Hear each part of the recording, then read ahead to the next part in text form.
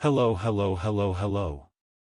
In this video we will learn how to factory reset a Hisense TV with VIDAA operating system.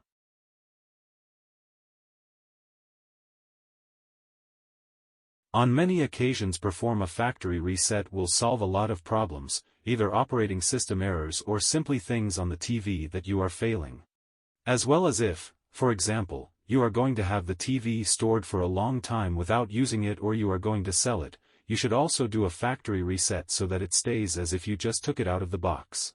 So let's see how to do it on this TV. To start we will have to go to the main screen of the Smart TV, which is this one you have here, and go to the top bar, directly to the settings wheel. Once we enter the settings we will have to go down to where it indicates support service. Once at the bottom of the help desk you press and in the next menu you will have to go back down to the bottom where it says reset to factory defaults. In this option you return to Pulsar above and as you see we get the following message. Reset will erase your settings and personal information you want to continue, and then we can check here if we want to reserve the existing channels of the TV and favorite channels. In this case we are going to do a total reset, so we are not going to check this option and we are going to give directly to restore.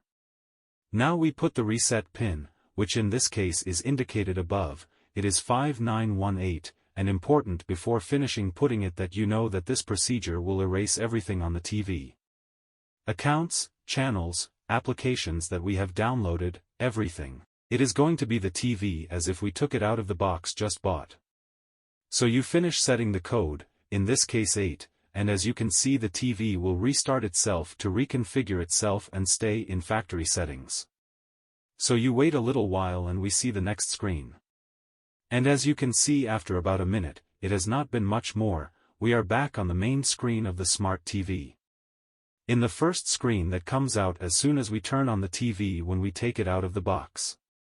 From this point is when you will have to perform again the initial configuration of the TV, in case for example you have reset it for some error. If you have any doubt in the initial configuration, here above I leave a direct link to the video where I do the initial configuration of the TV. And in case you have restored it to sell it or to save it, you don't have to do anything else. As you are on this screen, you turn off the TV, unplug it and so it is completely clean for the next person who is going to use it. Well guys, so much for today's video. As always I hope I have helped you. If so do not forget to leave me a good like, which is super important, as well as subscribe to the channel and hit the little bell to not miss anything. I for my part nothing more. As always a pleasure and until the next video.